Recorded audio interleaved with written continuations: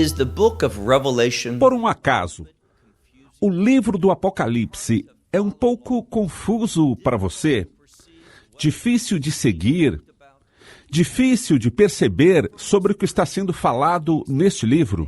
Para a maioria das pessoas, é assim que elas percebem ao ler e estudar o livro do Apocalipse. E existe uma razão para isso. Deixe-me te dar um exemplo. Se você vai ao teatro assistir uma peça, e se você não sabe sobre o que é a peça, se você não conhece nenhum dos personagens principais, como também não sabe nem um pouco sobre a experiência dos atores e seu propósito nessa peça, vai ficar difícil assisti-la, acompanhar a história, perceber, compreender o que está acontecendo. E é por isso que, frequentemente, quando você vai assistir a uma peça, ao entrar no teatro, você recebe um programa onde você encontra informações sobre a peça, sobre quem são os personagens principais, e também informações adicionais sobre cada um dos atores, e até sobre o seu papel na peça. Essa informação nos dá uma perspectiva geral para que possamos compreendê-la melhor. E é exatamente dessa informação que precisamos no livro do Apocalipse. E onde nós a encontramos? Nós a encontramos no restante da Sagrada Escritura. Para começar, nas profecias. E também no livro em que João, que teve visões, que escreveu a Escritura, muito se inspirou, que é o livro de Daniel. E se você não está muito familiarizado com o livro de Daniel, o livro do Apocalipse será quase impossível de ser devidamente compreendido. O que iremos fazer neste episódio do Curtas do Apocalipse é focar em 3 dos personagens principais dentro do livro do Apocalipse. Estou falando da besta, da prostituta e da mulher. Repetindo, falaremos da besta, da prostituta e da mulher. Somente quando nós tivermos um panorama exato para compreender os 3 personagens, então estaremos melhor preparados para compreender a revelação de Deus para nós, como também compreender melhor este livro. Vamos então começar com a besta. Anteriormente, dissemos que a besta, mencionada por muitos profetas, a besta é um império. Por exemplo, no livro de Daniel, capítulo 7, um capítulo muito importante, Daniel tem uma visão de 4 bestas, que são o leão, o urso, o leopardo e depois uma que é muito original. Ao estudar a Escritura, sabemos quem são estes animais. O leão representa, por exemplo, a Babilônia. Sabemos que o urso tem a ver com os medos e os persas. Ao falar do leopardo, estamos falando da Grécia. E o 4º animal, um animal muito peculiar, tem a ver com o Império Europeu, que é muito original, cuja base inicial foi em Roma. Então, não há controvérsias reais ou muita dúvida quando chegamos no livro do Apocalipse, onde fala sobre a besta, sabendo nós que não está se falando sobre um animal que vai se erguer, mas estamos falando de um império, um reino, tendo inclusive já mencionado sobre isso em edições anteriores do Curtas do Apocalipse. Estamos falando sobre um único governo mundial, um império que controla todo o mundo. Sabemos que sobre esse império, sobre como todas as bestas no livro do Apocalipse, há pouca manifestação. Porém, outras bestas são mencionadas. E de vez em quando falamos sobre uma besta, mas com cabeças diferentes, que correspondem a diferentes períodos do tempo. Sabemos que este império, como os diferentes períodos de tempo que se manifestaram até certo ponto, que ele foi hostil a Israel. Haverá um único governo mundial que, no fim, será muito hostil a Israel. Mas você precisa se lembrar, e antes já havíamos percebido isso, que esta besta vai querer ser amiga de Israel e do povo judeu. Por quê?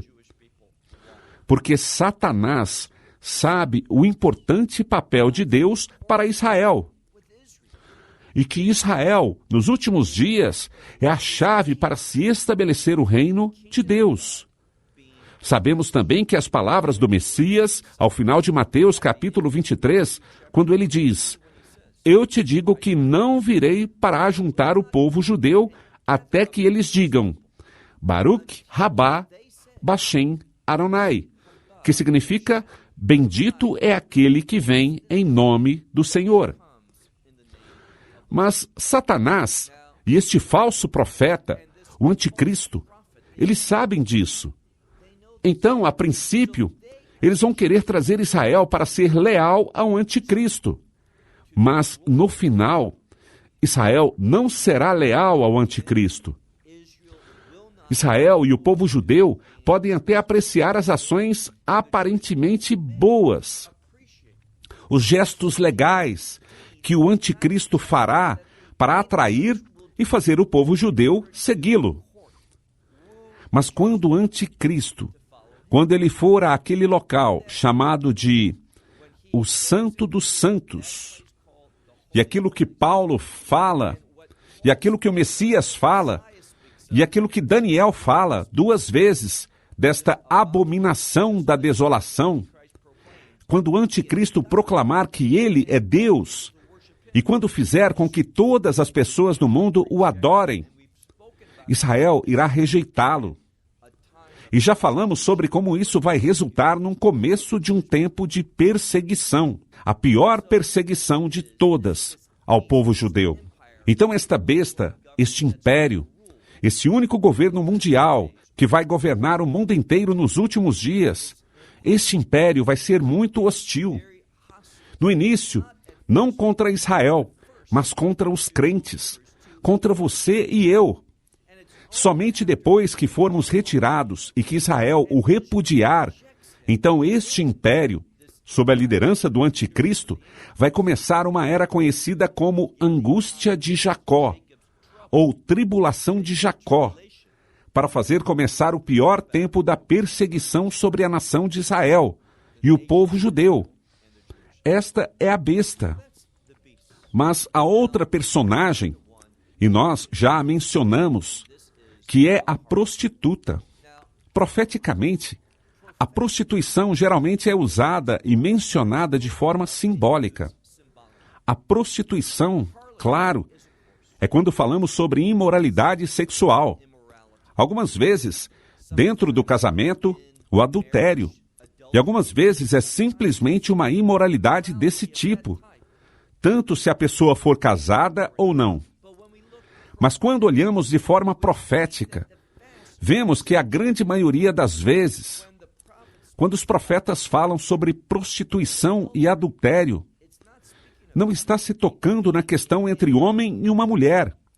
A grande maioria das vezes fala-se sobre a relação entre Israel e Deus, sendo que Israel se refere à meretriz. E o que isso significa? Que Israel foi atrás de ídolos, envolvidos naquilo que em hebraico chamamos de avodá zará, idolatria. Portanto, preste atenção. A prostituição vai ser algo muito forte no início deste império.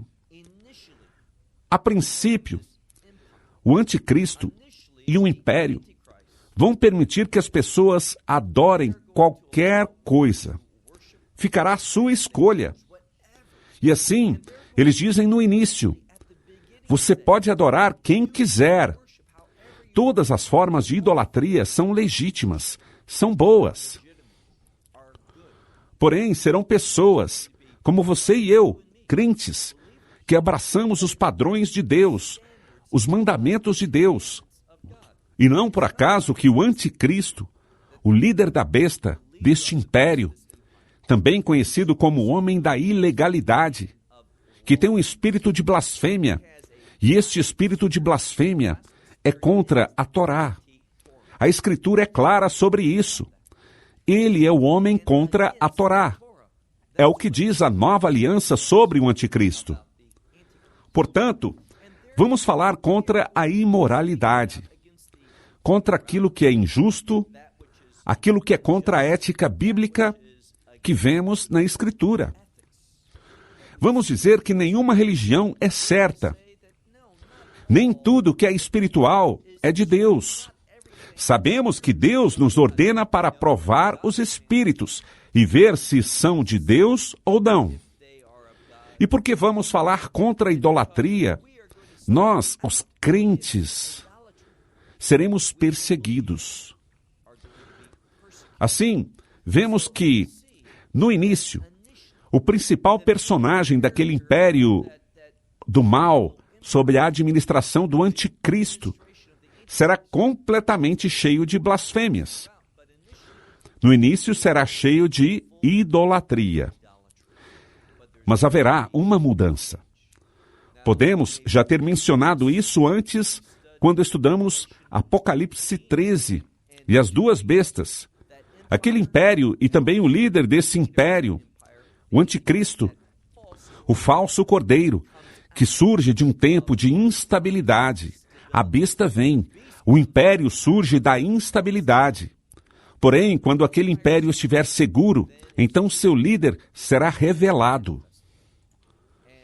E já tomamos conhecimentos de que, ao final do capítulo 13 do livro do Apocalipse, há um mandamento que é transmitido pelo falso profeta, onde ele comunica, ele faz sinais e maravilhas, grandes sinais e muitas maravilhas, de uma forma sobrenatural, falsa, fazendo fogo descer do céu, como Deus fez, levando todos a terem uma experiência falsa, enganadora. E ele vai dizer para você fazer duas coisas. Ele vai falar para todas as pessoas, dizendo que elas precisam fazer um ídolo, uma imagem. E nós sabemos que a Torá proíbe isso. E fazer uma imagem da besta, o que significa ser leal, honrar e idolatrar a besta. Outra coisa que ele fala é para também tomar uma marca e colocá-la ou na sua testa ou no seu antebraço. Registramos que esta ação fala sobre pensar como a besta e realizar, fazer as coisas que estão de acordo com as ações que a besta, o império do mal, quer que você faça. Então, bruscamente, ele vai mudar. E veremos que a idolatria e todas as expressões de religião e adoração serão eliminadas. E haverá um requisito absoluto para adorá-lo, e somente a ele, o anticristo.